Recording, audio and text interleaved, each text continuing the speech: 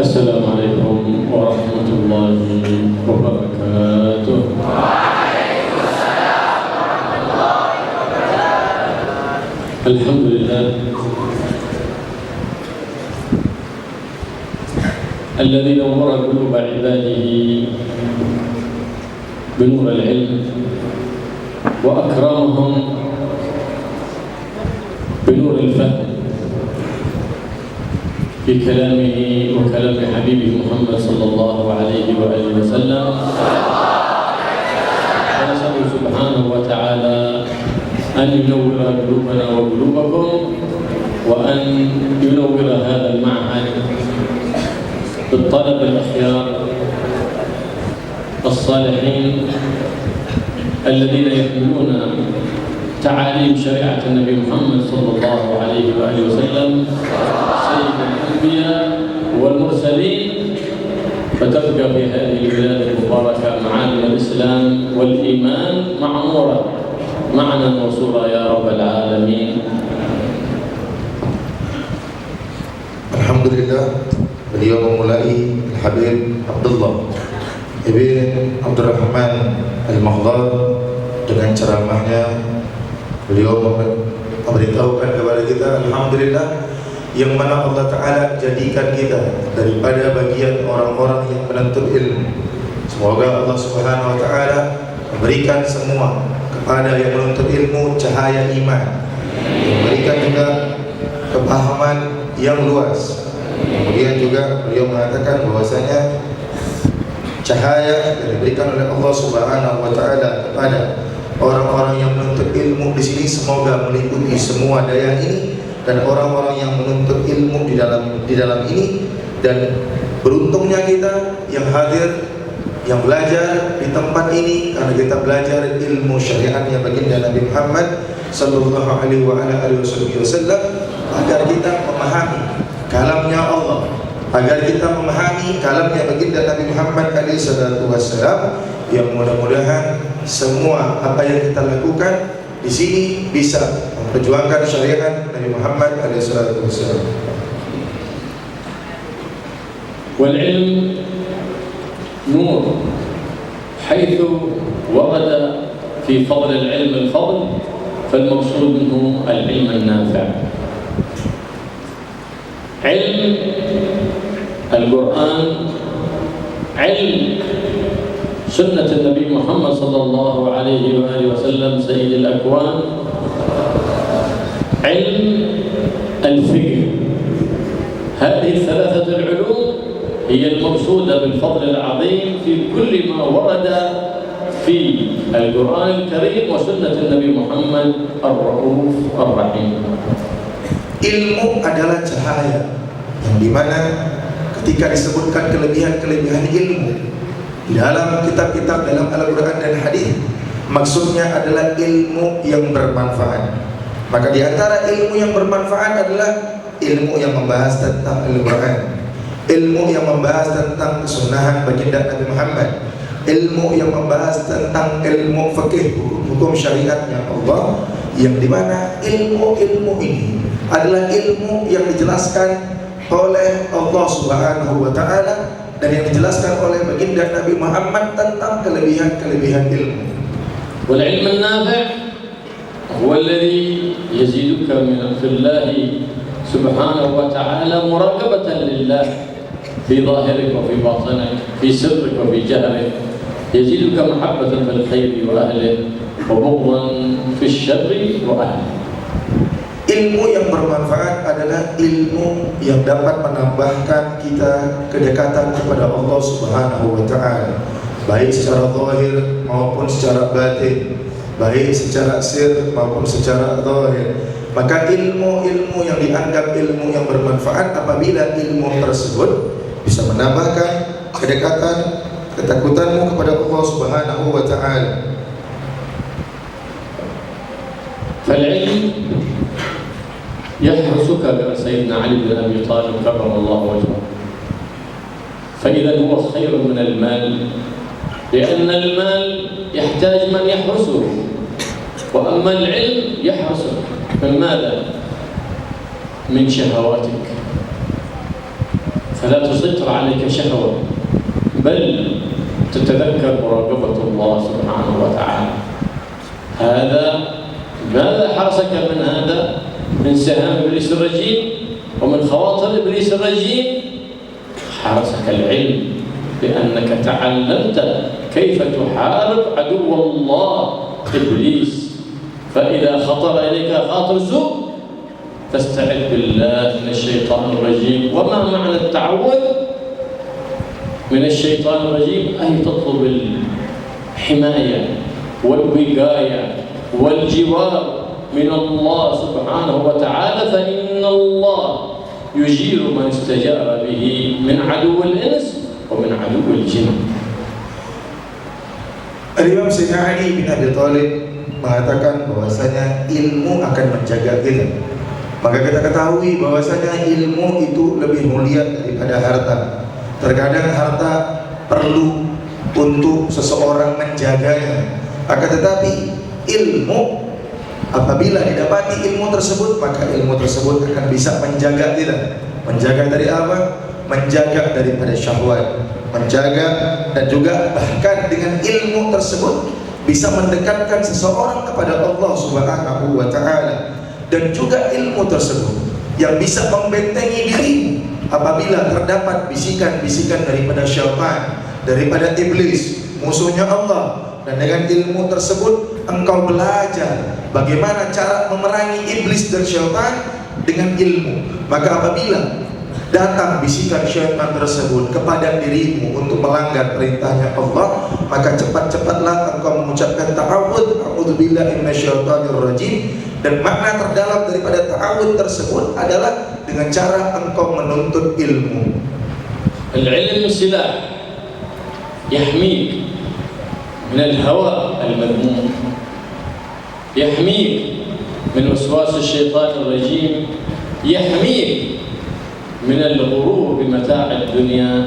فإن من عنده علم وضع الدنيا في محلها وأخذ الدنيا من مستحقها، فصارت الدنيا معينة له على الآخرة، والدنيا المعينة على الآخرة هي من الآخرة وليست من الدنيا. إنما الدنيا المذمومة التي ترتكب بسببها حرام أو تمنع بسببها واجب أو تقطعك عن الله سبحانه وتعالى فتستقر محبتها في قلبك.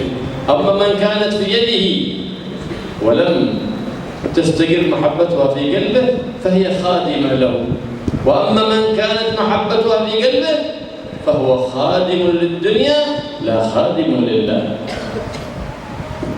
Maka ilmu adalah sebuah senjata yang bisa menjaga kita daripada syaitan, bisa menjaga kita daripada segala kesumpakan dunia, bisa menjaga kita daripada tipuan-tipuan dunia. Maka orang yang menuntut ilmu, dia akan mampu meletakkan dunia pada tempatnya. Maka ketika dunia diarahkan untuk mengejar akhirat, maka dunia tersebut menjadi bagian daripada akhirat. Sebagaimana kita ketahui, dunia adalah tempat tipu daya muslihatnya syaitan, tempat di mana orang-orang mengerjakan hal yang haram, tidak memperdulikan untuk mengerjakan yang halal. Maka orang yang dimana di dalam hatinya tidak terdapat ilmu, maka hatinya akan goyang dengan terhadap tipuan-tipuan dunia. Sehingga orang-orang yang dimana mencintai ilmu, dia akan menempatkan dunia pada tempatnya. Akan tetapi bagi orang-orang yang meletakkan kecintaannya kepada dunia, maka dia akan menjadi hamba kepada dunia tersebut. فلا يكن همك مجرد من التعليم، مجرد التخلص وبلوغ الشهادة والتخرج، بل اطلب العلم لله لتعمل بالعلم وتزكي نفسك وتزداد في باطنك، فأنت تسعى في تكميل نفسك. إذا قرنت العلم بالعمل فإن الله سبحانه وتعالى يورثك علما ليس منك على بال. Maka menuntut ilmu di sini, semisal tempat ini, jangan cuma diniatkan cuman untuk selesai belajar, cuman untuk dapat ijazah, cuman untuk supaya dianggap pernah belajar di pondok pesantren ataupun di daya. Akan tetapi tujuan utama menuntut ilmu adalah agar kita mendapatkan ridhonya Allah Subhanahu wa Ta'ala, agar kita bisa memintarkan, mencerdaskan diri kita untuk dapat mendekatkan diri kita kepada Allah, untuk mendapatkan ridhonya Allah Subhanahu wa Ta'ala. Maka jangan sampai menuntut ilmu kemudian tidak dibarengi dengan amal, karena amal dalam menuntut ilmu, mengamalkan apa yang telah kita pelajari dalam ilmu tersebut adalah hal yang tercepat untuk membangun perantara hubunganmu kepada Allah Subhanahu wa Ta'ala. وهذا المقصود من بناء المعاهد وتأسيس المجالس إنما هو إظهار شرع النبي محمد صلى الله عليه وآله وسلم وإحياء سنة الحبيب الأعظم محمد صلى الله عليه وآله وسلم، لا إظهار شخص فلان ولا إظهار شخصية لأحد أبدا. هكذا كان سيرة السلف الصالح. Maka tujuan dibangunnya daya-daya pesantren-pesantren adalah untuk menegakkan syariatnya Allah Subhanahu wa Ta'ala, dan juga untuk menghidupkan sunnah baginda Nabi Muhammad sallallahu alaihi wasallam. Maka tidak seyogianya sebuah daya dibangun untuk tujuan-tujuan tertentu yang untuk mementingkan dirinya sendiri. Akan tetapi tujuan dibangunnya pesantren daya untuk tujuan syariatnya Allah. وقد علمنا النبي محمد صلى الله عليه وآله وسلم آداب المعلم وآداب المتعلم، فقال عليه أفضل الصلاة والسلام: تواضعوا لمن تعلمون منه ولينوا لمن تعلمون، أي من تعلمه اعتبره كابنك، ومن تتعلم منه اعتبره كأبيك في الاحترام حتى يحصل النفع للمعلم وللمتعلم. Maka baginda Nabi Muhammad SAW telah mengajarkan pelajaran yang begitu penting kepada kita. Nabi Muhammad mengajarkan pelajaran kepada orang yang belajar dan juga seorang pengajar. Nabi bersabda dalam hadisnya, berendah dirilah engkau kepada orang yang mengajarkan ilmu kepadamu, dan bersifat lembutlah engkau kepada orang-orang yang engkau ajarkan. Dan ini adalah adab yang diajarkan oleh baginda Nabi Muhammad alaihissalatu wassalam. جاء العلم وأشرق نورا في القلب فميزت به بين الحق والباطل وبين الخير والشر. Maka pondasi utama dalam menuntut ilmu adalah tarbiyah, pendidikan yang bagus. Maka apabila diletakkan tarbiyah dengan semestinya, maka akan menjadi pondasi ilmu cahaya yang begitu luar biasa kepada orang yang menuntut ilmu tersebut. Begitu pula sebaliknya, apabila diletakkan pondasi tarbiyah tersebut dengan cara yang salah, maka akan mengeluarkan orang-orang yang belajar di dalam tempat tersebut dengan akhlak yang buruk, dengan akhlak yang tidak mulia. وقد قال صلى الله عليه وآله وسلم: ربوا أولادكم على 3 خصال، على محبتي، أن يتعلق الطالب من صغره بسيرة النبي محمد صلى الله عليه وسلم وتتبع آثار النبي محمد صلى الله عليه وآله وسلم ويشتاق لرؤيته في الدنيا قبل الآخرة. هذه المحبة تدعوه للاتباع. الثاني: ومحبة أهل بيتي، فمن لم تستقر في قلبي محبة أهل بيت النبي محمد صلى الله عليه وآله وسلم فليس فيما يتعلمه نور، وليس في قلبه نور، وليس هو من أهل السنة والجماعة.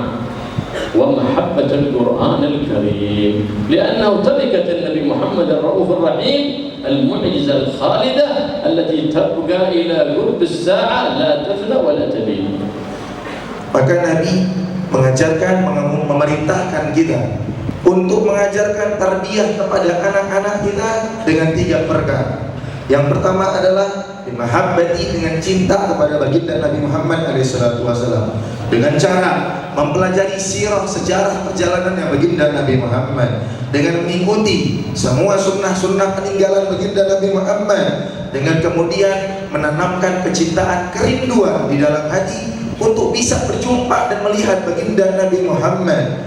Kemudian yang kedua adalah tarbiyah, yang kedua mencintai ahlul bait baginda Nabi Muhammad, anak cucu baginda Nabi Muhammad alaihissalatu wassalam. Maka bagi siapa orang yang di dalam hatinya kemudian terdapat kebencian kepada anak cucu baginda Nabi Muhammad sedangkan dia menuntut ilmu, maka Allah Ta'ala tidak memberikan cahaya ilmu ke dalam hati orang tersebut. Bahkan disebutkan oleh beliau, bahkan orang tersebut keluar daripada akidah Ahlussunnah wal Jamaah. Kemudian yang terakhir adalah cinta kepada Al-Quran, yang dimana Al-Quran adalah pedoman yang sangat mulia kepada umat muslim, yang dimana Allah Ta'ala kekalkan Al-Quran yang tidak akan hancur dan musnah sampai kapanpun.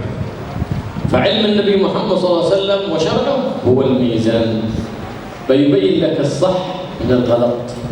لقد ظهر في هذا الزمان وفي هذه البلاد مفاهيم يتكلمون الناس بالقرآن بأهوائهم وفي السنة بأهوائهم بغير علم، لكن بماذا تعرف أن هذا غلط وهذا صح؟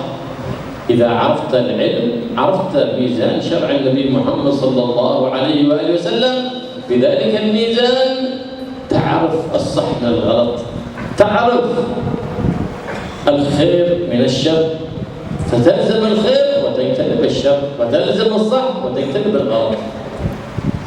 Maka disebutkan bahwasanya ilmu baginda Nabi Muhammad SAW merupakan timbangan baik atau benarnya sesuatu. Maka berapa banyak orang pada zaman sekarang yang memahami Al-Quran, memahami hadis baginda Nabi Muhammad, tidak memakai ilmu timbangan baginda Nabi Muhammad, akan tetapi dia memakai timbangan akal pikirannya sendiri, sehingga membuat menciptakan pemahaman-pemahaman yang salah.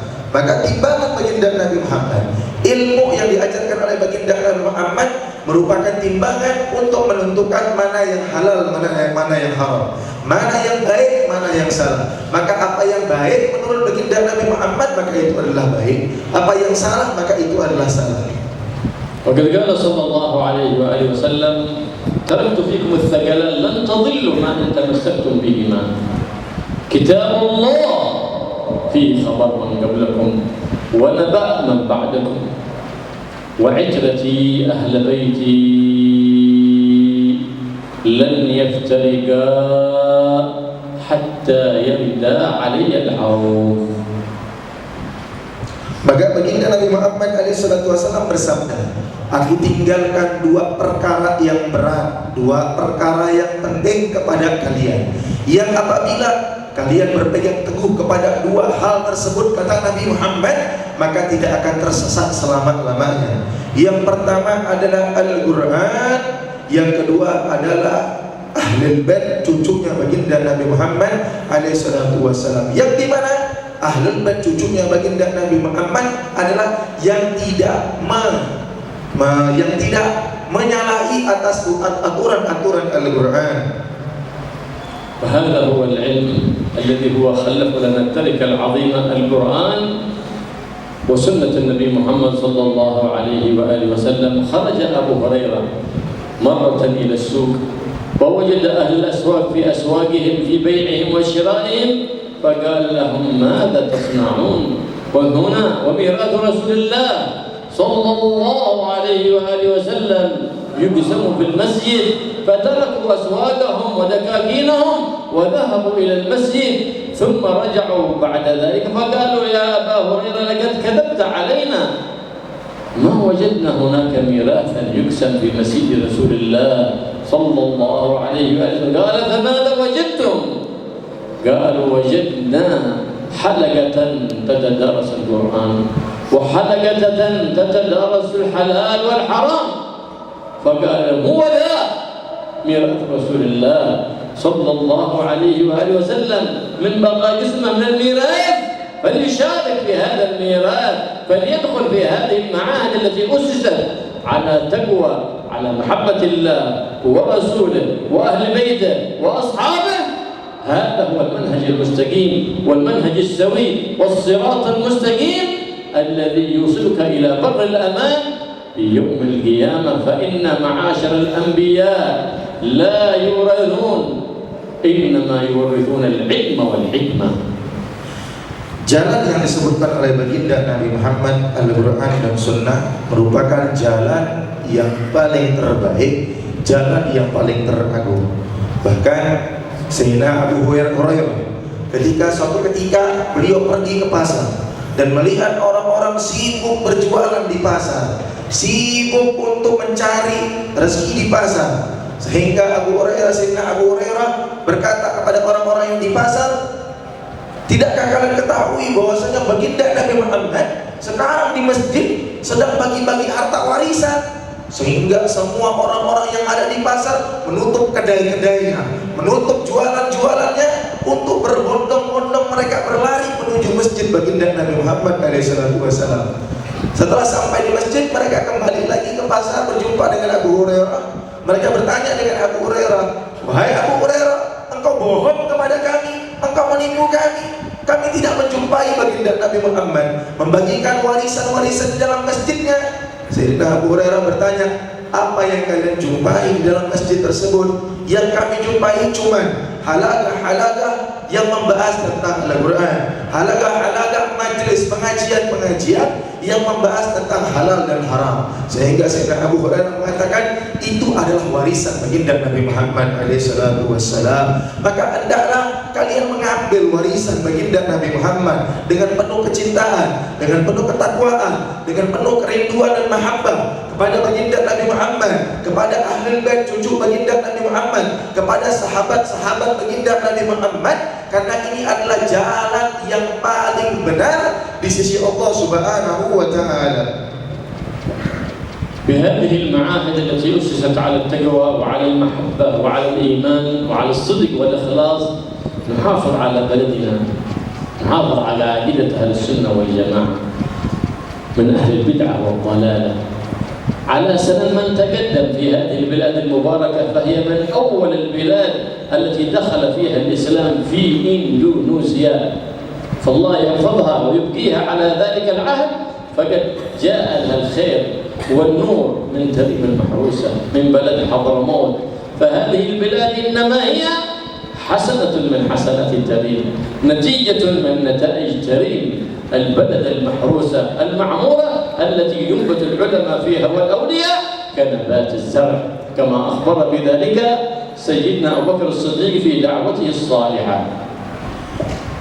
Pondok atau dayah ini yang dibangun atas dasar ketakwaan yang begitu luar biasa, maka hendaklah kalian menjaga apa yang telah kalian pelajari di sini daripada akidah Ahlussunnah wal Jamaah, agar menjauhkan diri kalian daripada akidah pemahaman yang sesat, pemahaman yang bid'ah. Maka disebutkan bahwasanya pondok semisal ini, tempat-tempat semisal ini yang dibangun atas dasar ketakwaan telah mendapatkan berbagai macam kebaikan-kebaikan, sebagaimana kebaikan-kebaikan yang terdapat di kota Tarim. Terdapat kebaikan-kebaikan yang terdapat di kota Tarim juga terdapat di tempat ini, karena tempat ini adalah tempat pertama kali masuk Islamnya ke negeri Indonesia. Maka Allah Ta'ala jaga tempat ini dengan diperbanyaknya para ulama, diperbanyaknya para orang alim, sebagaimana Allah Ta'ala jaga kota Tarim, sebagaimana juga yang telah kota Tarim telah didoakan oleh Sayyidina Abu Bakar Siddiq sehingga dimakmurkan oleh Allah Subhanahu wa Ta'ala. وطالب العلم الحريص على طلب العلم العاشق للعلم وطلبه يدرك في زمن قصير من العلم ما لا يدركه غيره في زمن طويل، الذي يأتي بالتكلف والمراقبة والتسهيل والخوف والإرهاب. والعاشق لطلب العلم الذي يقبل على العلم بمحبة وعشقه يدرك من العلم في زمن قصير ما لا يدركه غيره في زمن طويل. ألا يحضر الدرس خايف من المدرس، خايف من المدير، خايف من أبوه، لا، يقبل على العلم بمحبة، لأنه يسعى في تكميل نفسه ويسعى للغاية العالية وهي المعرفة بالله وبحبيب الله محمد بن عبد الله صلى الله عليه وسلم. Disebutkan bahwasanya seorang penuntut ilmu yang di dalam hatinya penuh kecintaan dengan ilmu, penuh kerinduan dengan ilmu, walaupun dia duduk cuma dalam waktu yang sebentar, maka lebih utama daripada yang duduk lama di pondok pesantren hidayah, akan tetapi dia naik pengajian, dia naik ngaji karena takut sama guru, dia naik ngaji karena takut nanti dihukum, dan kerinduan dengan ilmu, dengan usahanya, dengan mencatat setiap pelajaran yang diajarkan oleh guru-gurunya, maka orang tersebut akan lebih cepat mendapatkan puncak tertinggi kedekatan kepada Allah dan baginda Nabi Muhammad sallallahu alaihi wasallam. وإذا حضر مجلس العلم يحضر معه كتابه ودفتره وقلمه يكتب الفوائد، يكتب كل شاردة عند المطالعة اطلع على مسألة أو فائدة كتبها وقيدها، هذا طالب العلم. أما الذي يحضر بلا دفتر ولا قلم كيف يدرك العلم؟ والعلم كالصيد إذا لم تقيده الكتابة انطلق. Maka hendaknya seorang talibul ilm, penuntut ilmu, kemana-mana bawa buku sama pulpen untuk mencatat setiap faedah-faedah yang dia jumpai, agar nanti bisa dipakai untuk mutalaah, untuk murojaah pelajaran. Maka tidak dianggap sebagai penuntut ilmu yang dia tidak mencatat ketika dia hadir dalam majelis ilmu, tidak mencatat faedah-faedah yang terdapat dalam majelis ilmu. Disebutkan ilmu itu seperti hewan buruan, apabila tidak engkau ikat maka dia akan lari. Maka engkau ikat ilmu daripada guru-gurumu. Apa yang telah disampaikan oleh Habib adalah diikat dengan apa? Dengan catatan dan tulisan-tulisan. Al-ilmu saydun wal kitabatu kayduhu. Qayyid suyudaka bil hibal al-wathiqa famin al-hamagati an tasida ghazalatan وتذرها بين الخلائق طارقا.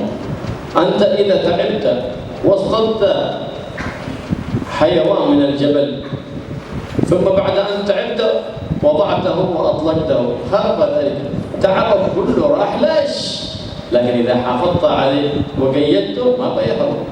والكتابة هي تقييد العلم مع النية الصالحة والصدق والإخلاص والأدب والمحبة لله ولرسوله ولأهل بيته وصحابته وللمؤمنين. Ilmu adalah hewan buruan, sedangkan tulisanmu adalah ikatan untuk ilmu tersebut. Maka apabila engkau tidak mengikat ilmumu dengan catatanmu, yang engkau dapatkan hanyalah sebuah penyesalan. Sebagaimana orang yang dia pergi naik ke atas gunung, masuk ke dalam hutan, dia cari hewan buru-buruan, kemudian dia tangkap hewan buruan tersebut, dia biarkan saja tanpa ada ikatan, kemudian hewan tersebut lari. Untuk apa engkau berburu kalau engkau membiarkan hewan tersebut lari? Maka hendaklah diikat hewan tersebut, karena kalau engkau tidak biarkan hewan tersebut lari, maka sia-sia semua perjuanganmu dalam berburu tersebut. Maka hendaklah engkau ikat ilmu tersebut dengan kekuatan cinta kepada Allah, pada Nabi Muhammad, kepada ahli bait, pada sahabat baginda Nabi Muhammad, dan kepada seluruh umat muslimin. مما يورث ثبات العلو في القلوب والاستقامة أن تواظب على هذه الدعوة في أوقات الإجابة بعد الصلوات. اللهم اغنني بالعلم وزينني بالحلم وأكرمني بالتقوى وحققني بالتقوى وأكرمني بالتقوى وحققني بالاستقامة وجملني بالعافية. هذه الدعوة المباركة تورثك حفظ العلوم والاستقامة إن شاء الله. Beliau memberikan satu doa untuk kita supaya mempermudah kita untuk istiqomah dalam menuntut ilmu, untuk memperkuat daya tangkap kita terhadap ilmu. Yang doa tersebut dibaca di tempat-tempat mustajab, termasuk diantaranya sehabis sholat 5 waktu. Dibaca sekali saja dibaca, yang doanya adalah Allahumma aghnini bil ilmi wa zayyinni bit taqwa wa zayyinni bil hilmi wa akrimna bit taqwa wa hadina bil istiqamah. Wajabna bil afiyah, nanti ditulis, nanti diminta sama guru-gurunya nanti. Insyaallah. وهذه الصلاة المذهبة للنسيان اللهم صل على مولانا محمد النور المذهب للنسيان بنوره وعلى آله وصحبه وسلم في كل لمحة ونفس عدد ما وسعه علم الله 3 مرات في الصباح والمساء و3 قبل كل درس. Begitu pula beliau memberikan sholawat yang dimana untuk mencegah kita melupakan ilmu. Yang sholawatnya panjang tadi, nanti diminta dituliskan oleh guru-gurunya, yang dibaca nanti 3 kali di pagi hari, 3 kali di sore hari. Allah. Dan sebelum memulai pelajaran dan ketika ingin murojaah. Insyaallah.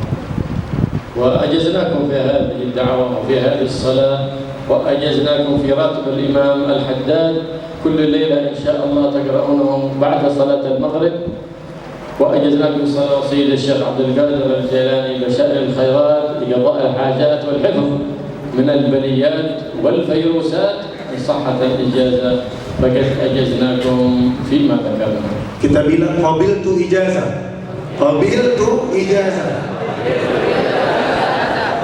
Maka tadi beliau memberikan ijazah, sholawat yang tadi disebutkan, doa yang tadi disebutkan. Begitu juga beliau memberikan ijazah agar kepada Ratib Imam Haddad agar dibaca setiap habis maghrib di sini. Kemudian juga beliau mengijazahkan sholawat Syekh Abdul Qadir Jilani Masyairul Khairat yang bisa mencegah kita daripada segala keburukan termasuk virus-virus yang ada pada zaman sekarang.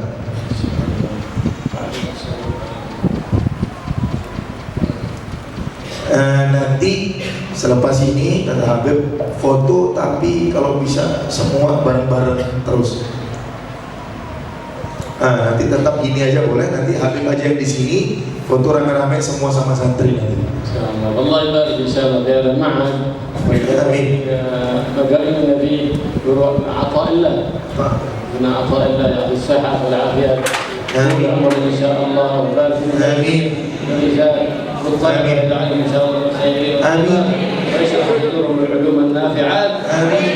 واياكم ان شاء الله من المتواصين. امين. حق متواصين بالخير. متداولين متناصحين.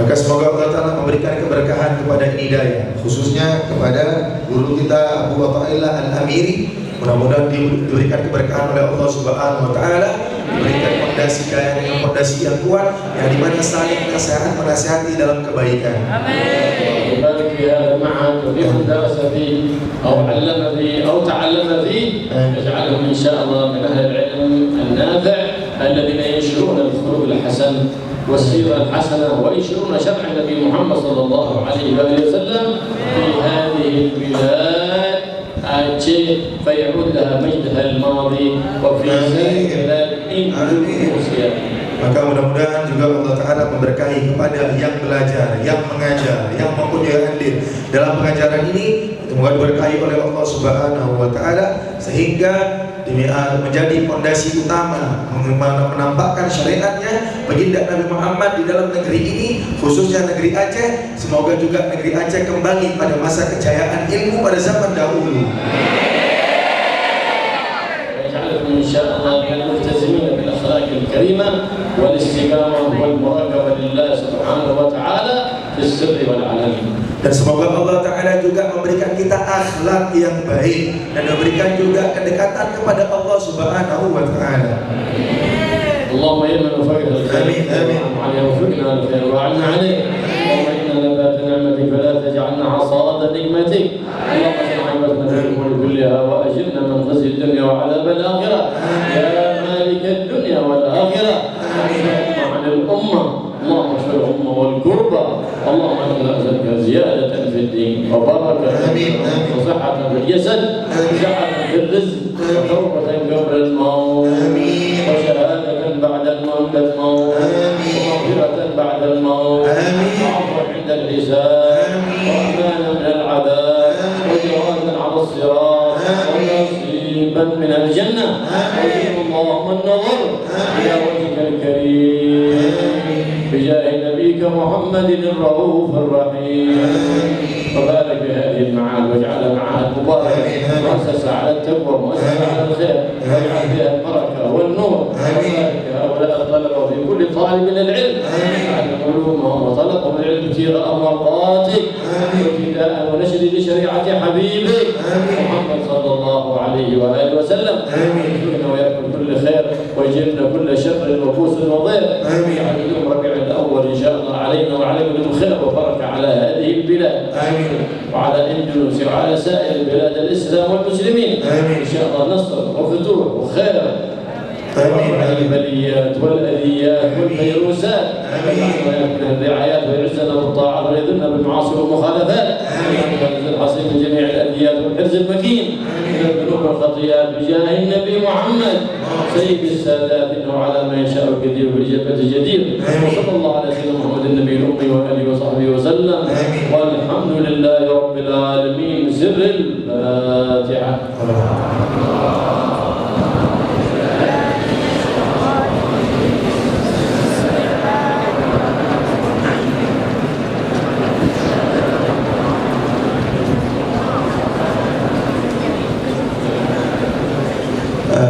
Beliau menutup doa yang begitu mulia, mohon maaf atas segala kekurangan dalam terjemahan. Berikut Habib Ali bin Hasan Al-Atas, beliau akan jelaskan sedikit siapa beliau. Takut-takut ada yang tak kenal, tak kenal dan tak sayang, nanti dia sayang sama beliau. Kita dengarkan dari Habib Ali. Assalamualaikum warahmatullahi wabarakatuh.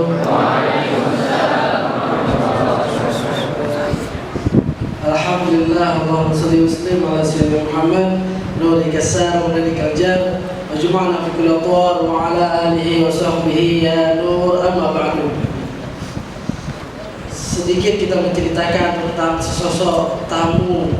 Kita menceritakan sesosok tamu yang datang, tamu yang mulia, Al-Habib Abdullah Al-Mukhtar. Beliau dari asal daripada kota Tarim, negeri Hadramut. Kota Tarim yang dijuluki dengan kota seribu wali. Itu kota melahirkan ribuan ulama. Itu kota dari sehingga dijuluki dengan kota seribu wali. Beliau salah satu di antara ulama-ulama yang ada di negeri Hadramut daripada kota Tarim. Beliau bin ahli sunnah wal jamaah. Kota Tarim itu masih kental akan ahli sunnah wal jamaah, semisal di Aceh. Gitu juga dengan mazhab Syafi'i, sehingga beliau ahli dalam ilmu fikih.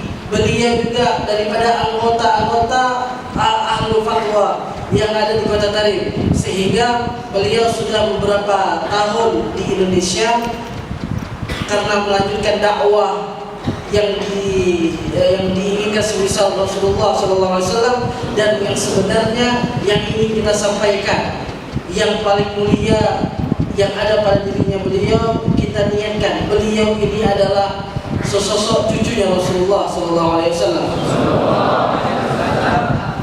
Beliau datang ke tempat ini dan kita sekarang memandang wajah cucunya Rasulullah yang kita harapkan mudah-mudahan suatu saat kita bisa memandang wajahnya Rasulullah.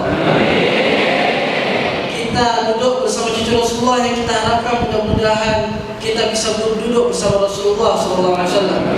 Sehingga banyak urusan niat. Di balik kemudian beliau seorang ulama dan punya ilmu yang luar biasa, dan gitu juga beliau cucunya Rasulullah. Kedatangannya beliau ke sini karena beliau menyampaikan di beberapa tempat Aceh dan Tarim punya ikatan yang kuat. Aceh dan Hadramut punya ikatan yang kuat, sehingga beliau datang kemari di antaranya niat untuk silaturahmi dengan Abu Ubaidillah. Untuk apa?